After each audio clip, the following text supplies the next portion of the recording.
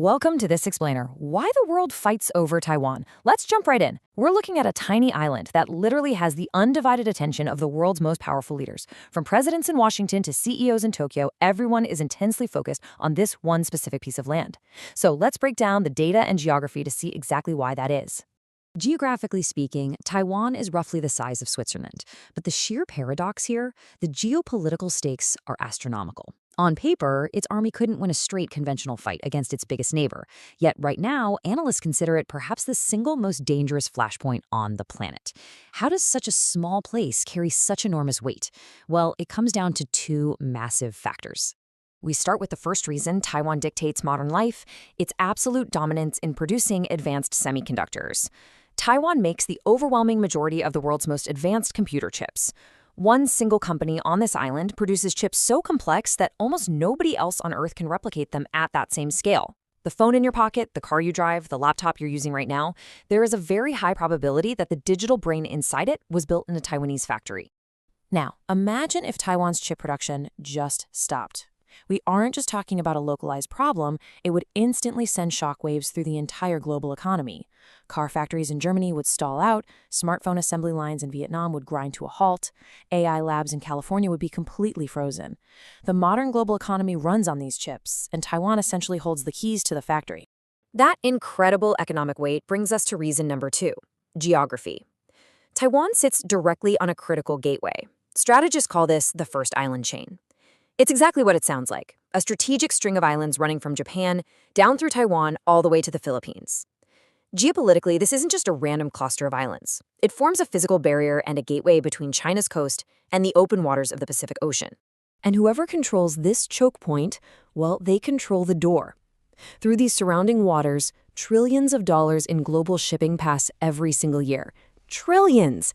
It is one of the most busiest maritime highways on Earth. So, control the island of Taiwan, and you effectively control that door to the Pacific. Okay, so to understand the roots of this modern standoff, we have to rewind the clock back to 1949. This was a pivotal year. A brutal Chinese civil war had just ended. The victorious communist forces founded the People's Republic of China on the mainland, while the defeated nationalist forces fled across the strait to the island of Taiwan. This created an absolute, stark, historical divide. On one side, you had the communists, led by Mao Zedong, taking control of the mainland. On the other side, the nationalists, led by Chiang Kai-shek, set up their own government on Taiwan. For decades following this split, both governments completely dug in their heels, with each side claiming to be the one true, legitimate government of all of China. Over the last 70 years, though, a massive divergence happened. Beijing's stance has remained virtually unchanged. They insist Taiwan is temporarily separated territory destined for reunification, peacefully if possible or by force if necessary. Taiwan, meanwhile, evolved entirely differently. It built a completely separate democratic system. It holds independent elections, runs its own military, and issues its own passports. Most of the world, including the United States, carefully avoids taking an official stance on who is right, basically walking a delicate diplomatic tightrope to leave Taiwan's status officially undecided. If we zoom in on the tactical reality today, the raw numbers reveal an incredible mismatch.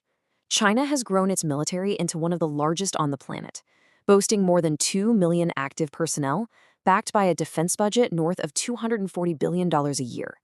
Taiwan, by comparison, has under 200,000 troops and a defense budget that's just a small fraction of China's.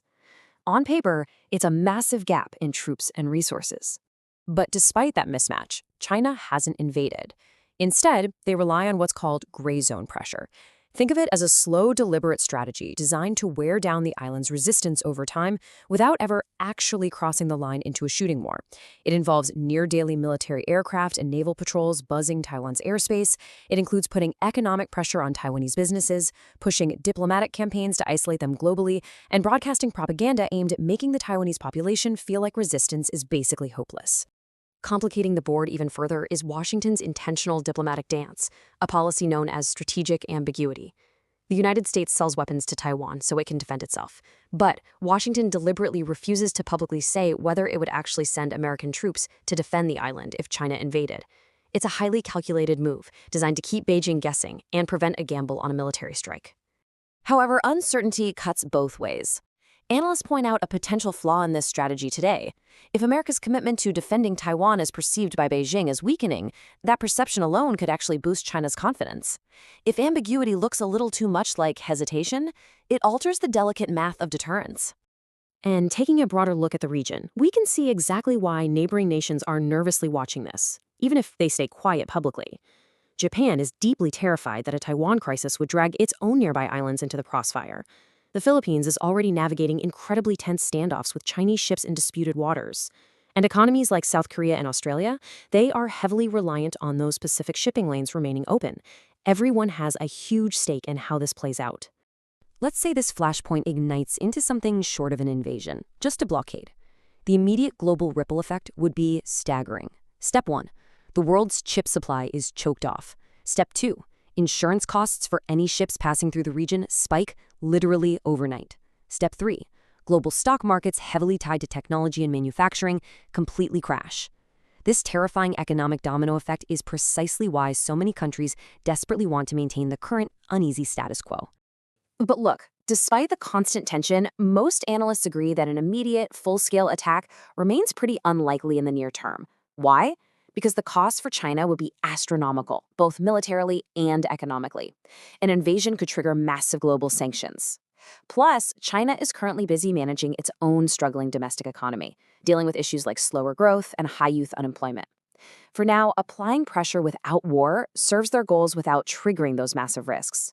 So, I want to leave you with this final, critical thought. While an invasion might be unlikely tomorrow, unlikely does not mean impossible. The gap between Taiwan's military capabilities and China's continues to widen with every passing year. We're looking at a small island sitting at the absolute dead center of the world's most important technology, its busiest shipping lanes, and the defining global rivalry of the 21st century. With all these mounting pressures, how long can this uneasy, unresolved status quo truly hold? It's a question that will continue to move markets and militaries thousands of miles away. Thanks for joining me for this explainer. If you want to stay ahead of the headlines instead of just reacting to them, subscribe to GeoWorld Desk. The next one's bigger than this. See you in the next video.